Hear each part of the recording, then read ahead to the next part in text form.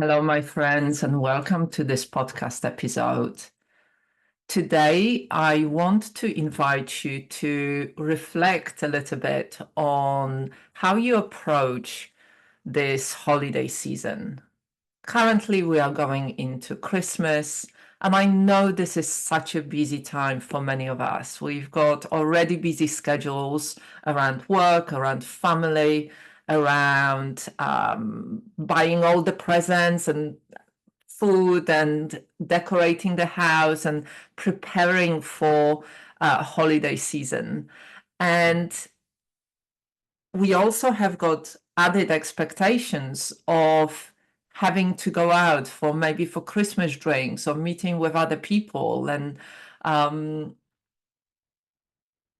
or maybe preparing your house to invite your family for Christmas or holidays or New Year or going somewhere, being invited somewhere. And so much in here is not in alignment with what the season is asking us to do, which is to slow down, to hibernate, to reflect on the busy year, on what we planted, what we nourished, what we taken care of, what we harvested, and allowing ourselves to step back and just really rest. That's what the nature is asking us to do. But the expectations of the society are in complete going in a completely opposite direction. So today I really want to invite you to reflect on how you're going to approach this holiday season and how are you going to really take care of yourself. Because one of the things that I learned over the last 30 years of doing this inner work and working in social care, working with trauma, and working with so many clients, men and women and teenagers, has been that everything that we do starts from within. Yes, you cannot take a person out of the environment. So the context is really, really important. But there are so many things that we cannot control within our environment. Think about all of those things that get you frustrated on a daily basis, stuff that you see on TV, in politics or media, see what you are experiencing around other people's behaviors. Maybe stuff around, how you're supporting your clients and how much you want to help them and sharing amazing practices, and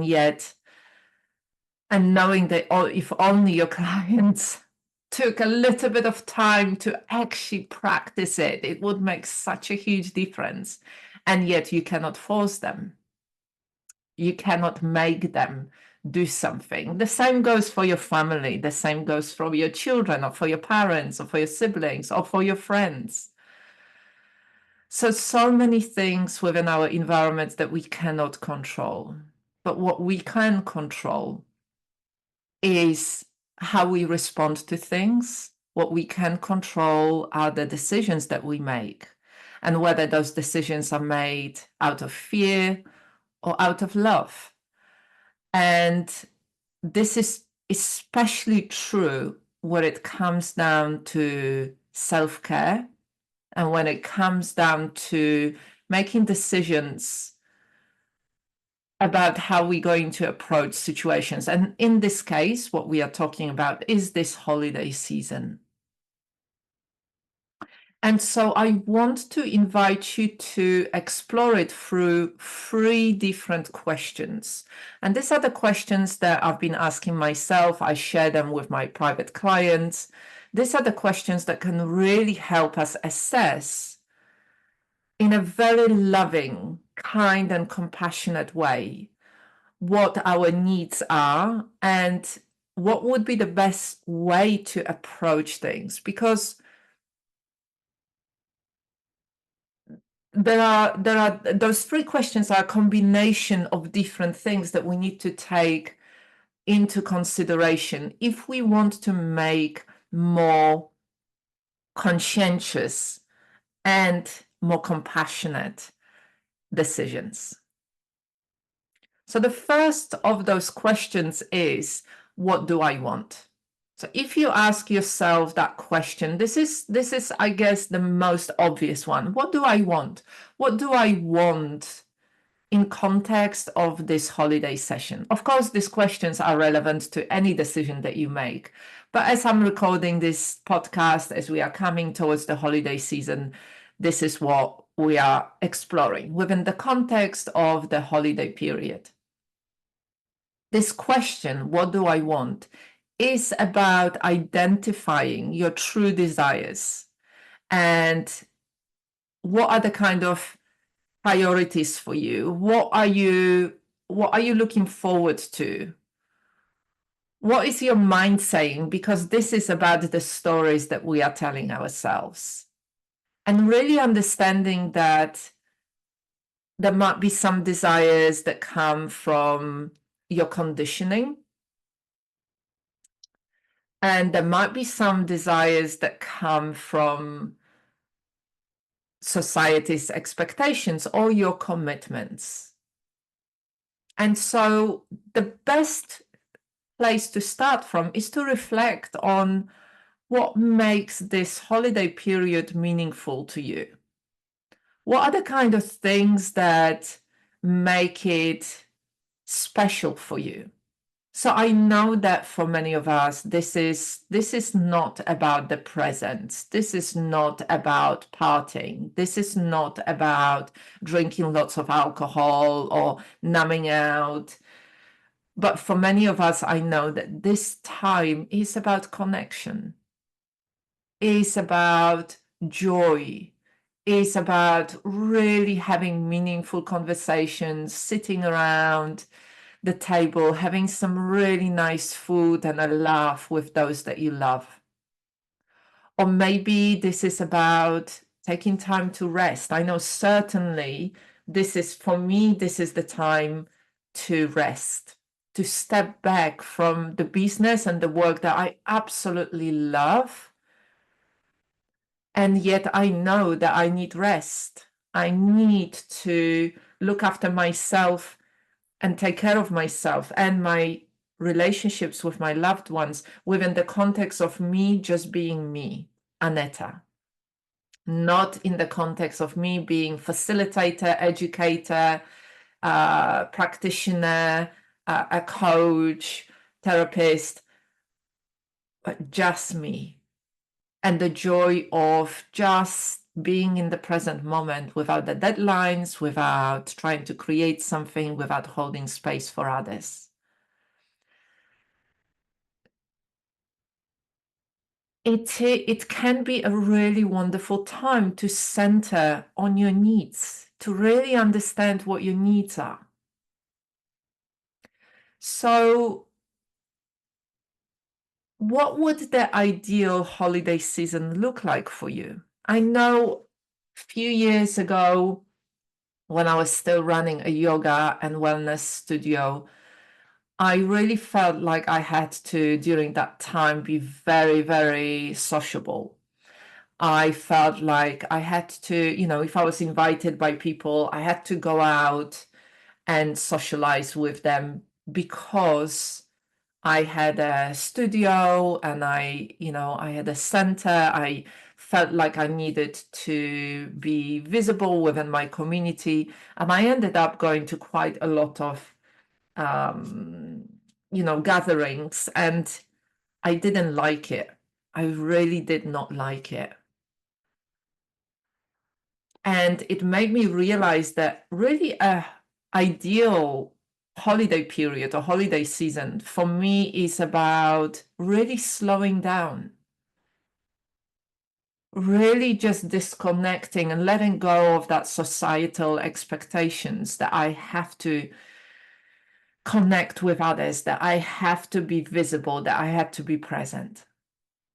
And so, for example, even this year, I often get asked to go to little gatherings at people's houses. And even a couple of days ago, I was invited to go. And I said, thank you so much, but this is not really, this is not really a good timing. And also, I am delivering training. And so, but the person who was asking me that, as she was asking it, she already said, I know this is not really your thing, but would you like to come to this gathering, to this party? Because she already knew from past experiences that that's not something that I say yes to. And it was really wonderful to be invited, and I really appreciate that. And at the same time, I didn't feel guilty that I'm gonna say no. And it was really lovely also for me to see that that person already knew what's important to me and how I approach this period in time. Knowing what brings you joy, what brings you peace of mind and peace within your whole being, what is fulfilling for you during this time.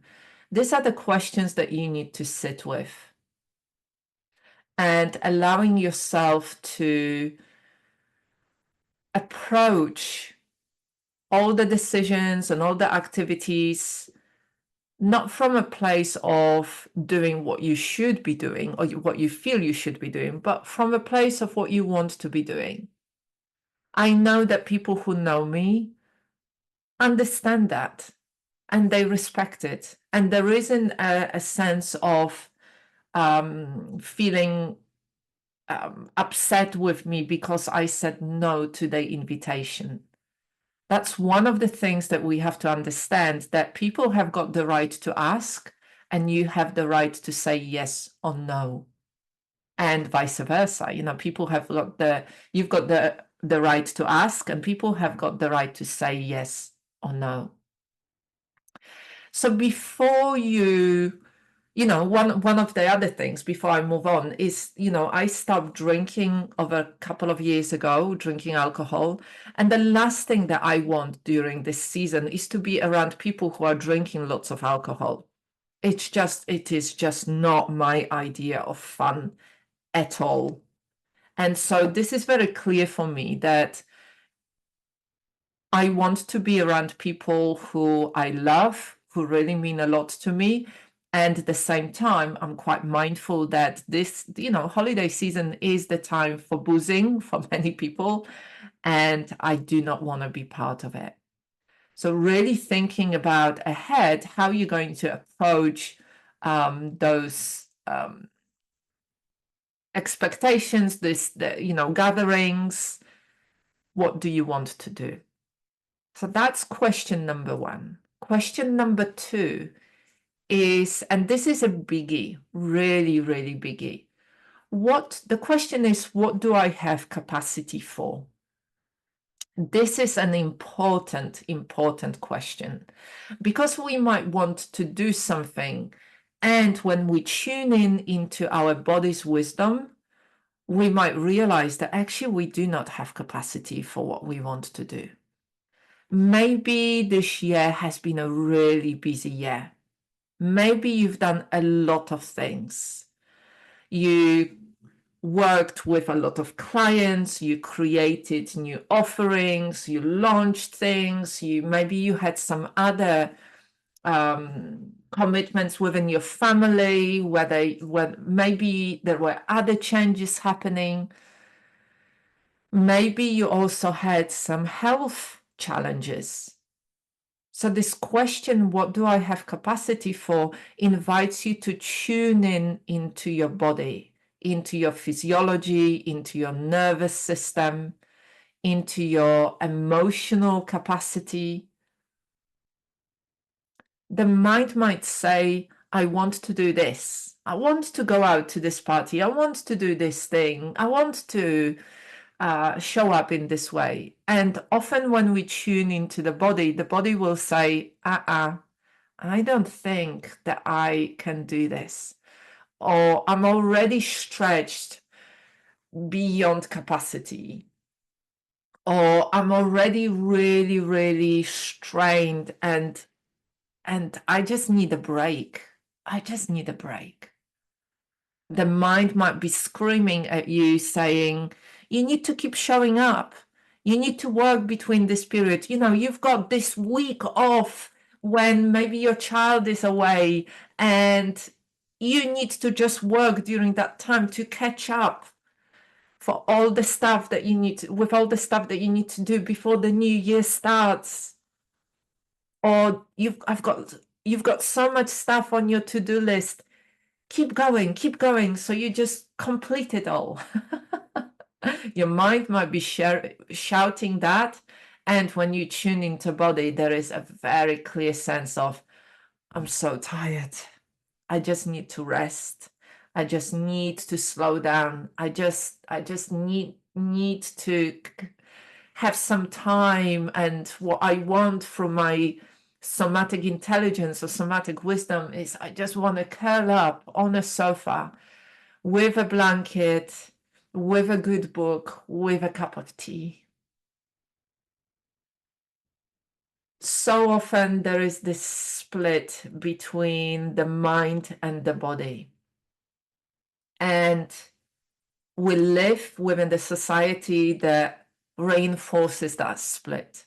We live within society that really tells us to keep showing up, to keep working harder, to be more productive. And we can get so disconnected from our bodies and their wisdom. We can even start resenting our body, getting really angry and frustrated within our body because it's asking us to slow down, because it's softly whispering, I can't do it anymore. And then maybe it starts shouting, I can't do it anymore. And maybe then even trips you over and takes over completely, and you can't do anything because you just got sick, or maybe you developed some kind of chronic condition, or you had a flare-up. This is your body's wisdom saying, it's too much. I need to stop you. I need to take over. And so when you start asking yourself this question, what do I have capacity for? What's really going on for me within my nervous system, within my physiology, within the embodied and deep needs of my being? We start then understanding ourselves. We start listening to ourselves a little bit more. And what I find is that when we ask ourselves the questions like, what commitments and obligations do I currently have, and how do they feel within my body? How much time and energy can I realistically give to all the expectations from others, all the holiday commitments, without depleting myself? And the last one, which is a biggie, what boundaries do I need to set, to put in place to protect my capacity? So what I'm doing is not leading into burnout or more exhaustion, but I allow myself to use this holiday period to recover a little bit, to take time to really self-nourish. Boundaries are a big thing for so many of us, especially those of us who care so much, who are sensitive and conscientious, who want to make a bigger impact, who are maybe a little bit more introverted. Boundaries are something that we need to work on a regular basis. This is not the kind of thing once and done. To be able to say through your body, through your whole being and your body language, yes, I can do this. No, I can't do this. Thank you. Is a really powerful thing. When you learn how to do it, everything changes. Everything changes. And so maybe this is your time to start practicing of saying to people no with a lot of grace and gratitude. Just like I said no to that woman who invited me to their gathering, saying no, thank you, but this is not something that I'll be able to do. Thank you for the invitation. I really appreciate that. I appreciate you thinking about me, but I'm not going to do that.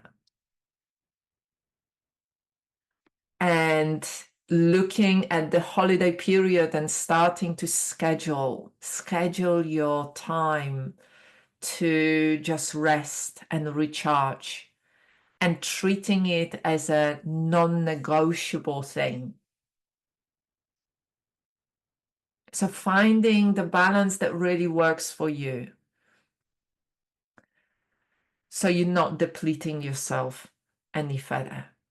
This practice, checking in how much capacity you have, takes a little bit of time, takes a little bit of understanding your physiology and the nervous system. This is the kind of stuff, for example, that we learn in my training certification, trauma-informed somatic teacher and coach for women, because this is stuff that many of us have not been taught. I doubt that you learned it from your parents. I certainly haven't. I had to learn it. I had to work with it on a daily basis, asking myself, how do I feel? What's my capacity? What do I need in this moment? This is the stuff that will change your life. Change your life. I promise you that. I've worked with people for over 25 years, and I've seen so many people really changing how they approach their own self-care, how they approach the decisions that they make about everything in their life. This is the life-changing stuff. Knowing your capacity, understanding your nervous system, understanding your physiology, understanding your emotional bandwidth, it will change how you live your life. But you can start with just noticing now when somebody asks you to something, whether it feels like a whole body yes or whole body no. Or maybe there is some kind of maybe. And my wholehearted invitation to you is that if there is a maybe, say no. Say no this time round. Say no. If it is maybe, say no.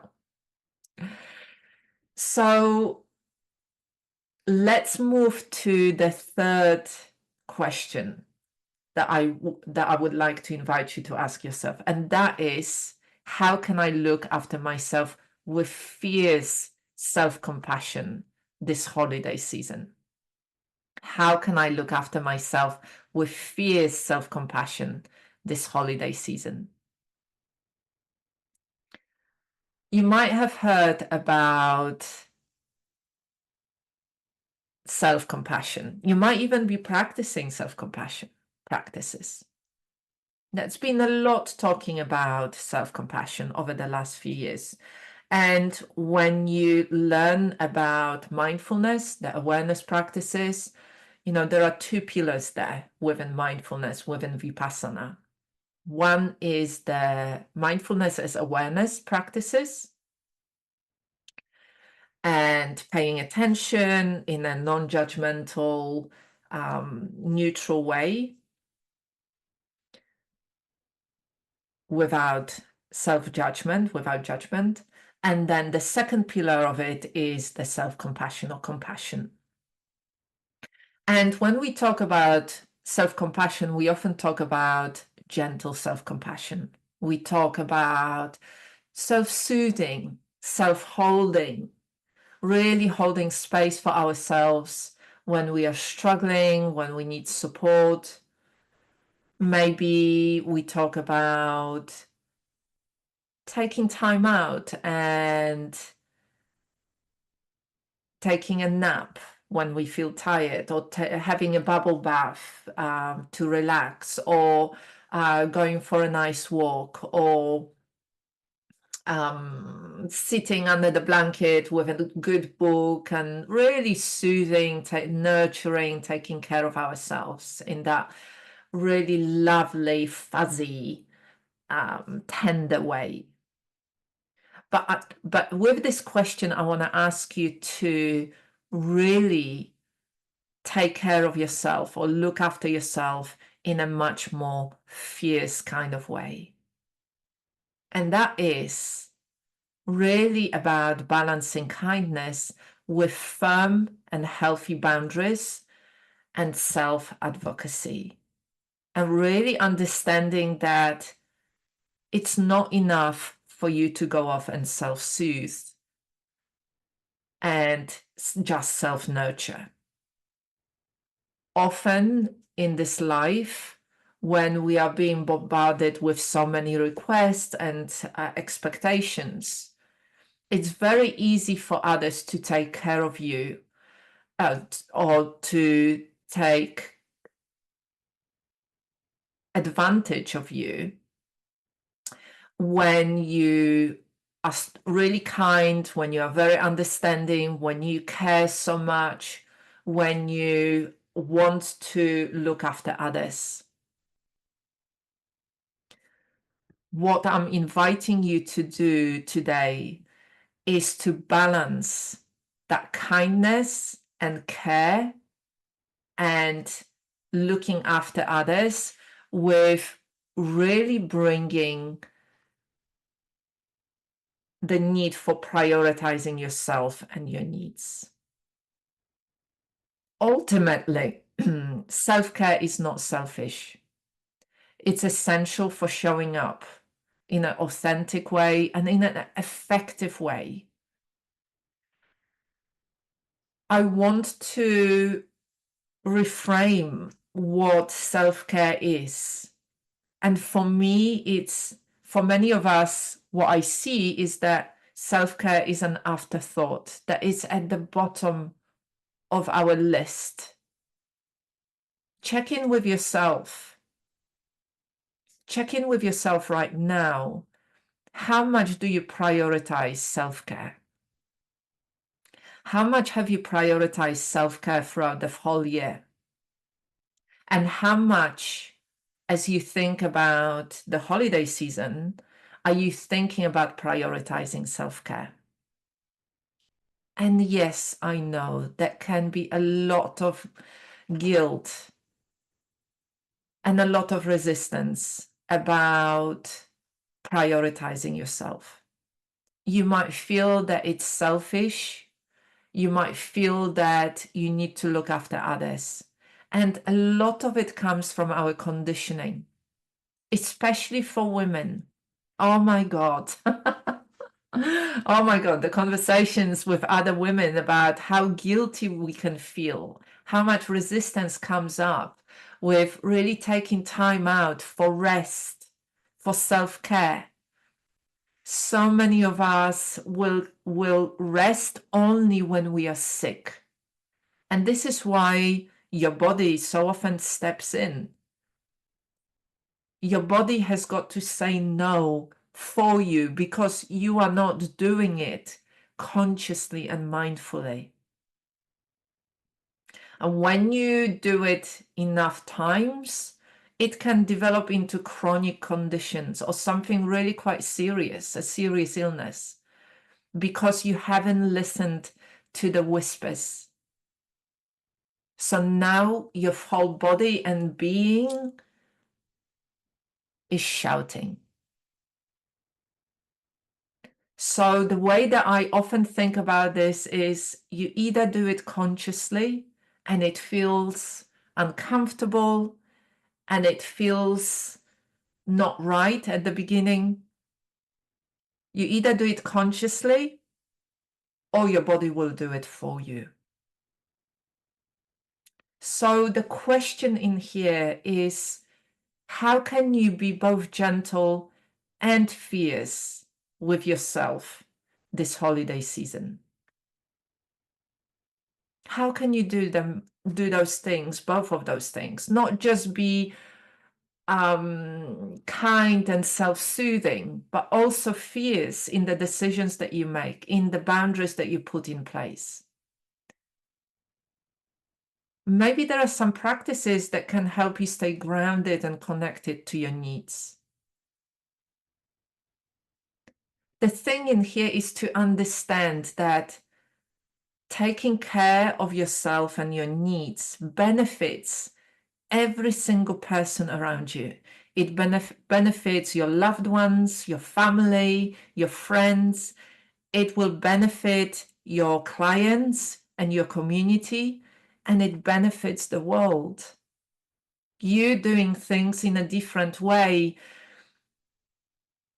will be role modeling to others that we do not have to work all the time. We do not sacrifice our well-being, our health, our sanity just to prove that we are valuable. Think about what your children, if you have got children, what your children are observing, how they learning from you in that unspoken language of your behavior. Think about it, how your clients are seeing you. Sometimes there can be a lot of cognitive dissonance, that we say something and we're doing something different. So for example, for me, I'm pre-recording this podcast episodes because I am taking time off around Christmas and New Year. I will be stepping back. I don't want to be working. This is certainly not something that I used to do in the past. As I became more and more busy, as I'm working with more women, more female practitioners, as I am holding bigger trainings, there is more responsibility and it takes more energy. And there is more need for me to be able to step back and recharge completely and reconnect with my soul. I cannot hear the whispers of my soul if I am so busy, if I am overworked, if I am overwhelmed, if I am hitting burnout. I cannot hear it. And then I become really disconnected with my creativity, with what's really most important for me in my life. What are my priorities? What are my values?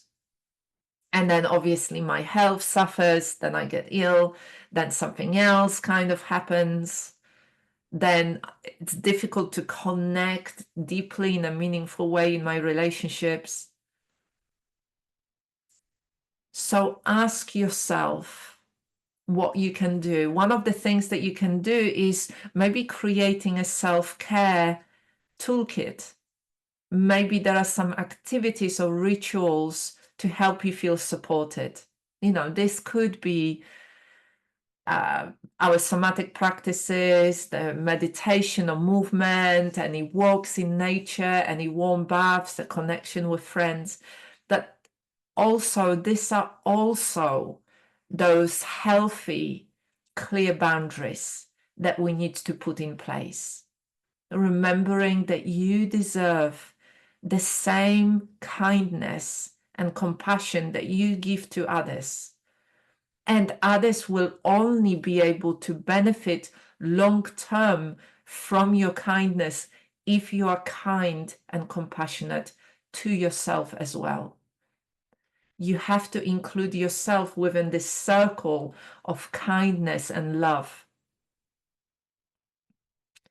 And changing that behavior, changing the way that you think, reframing the way that you think about self-care is key to you being able to love others and support others long term in your private life and in your working life. So I'd like to invite you to really reflect on that. This is the key to you living a joyful, peaceful, loving life, productive life.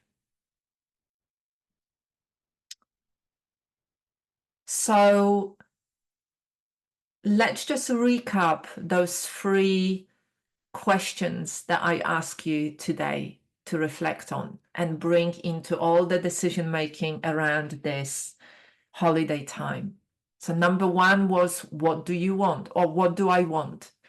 Identifying your true desires and your values, what's meaningful to you during this holiday period.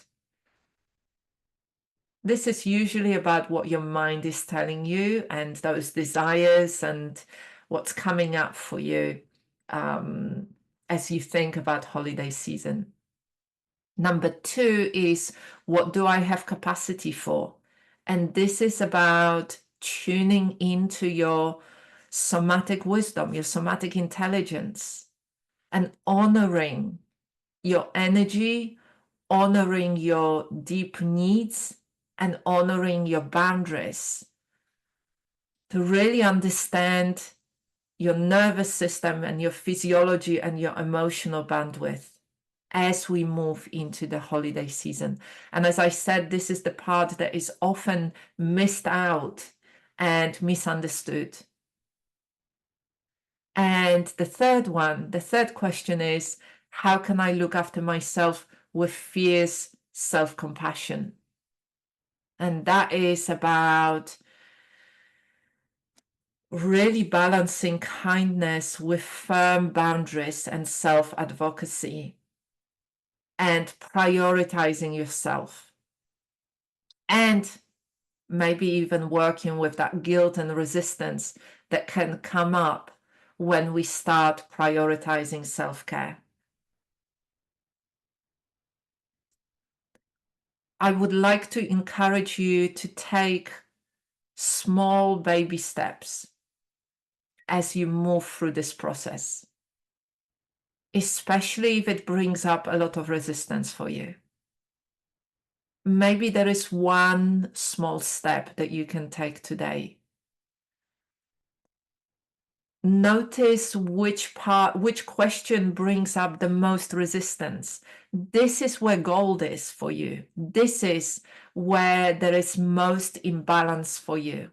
This is what you need to work with.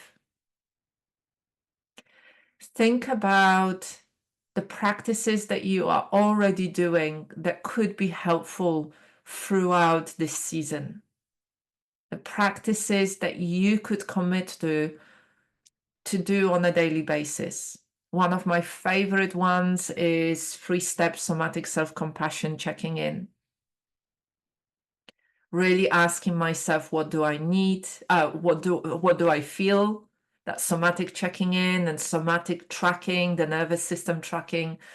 What do I need and how can I meet my needs in an empowered way? Remember that there are many things that we cannot control, but there are some things that we can control. And what we can do is start making decisions that are led from within, the decisions that are really aligned with our needs, with our capacity, with our dreams. Taking care of ourselves, knowing that everything is built on our ability to take care of ourselves and our needs. Really understanding that there is a price to be paid if you don't do it. This is why so many people crash in January and February. This is why reconnecting with the natural flow of seasons, nature's seasons is so important. We are nature. We are life manifesting itself. And there is a price to be paid when we think otherwise and when we behave otherwise. So whatever you do, look after yourself this Christmas. Look after yourself. And thank you so much for tuning in and listening to this podcast episode and any other episodes that you listen to here. Take care of yourself and see you soon.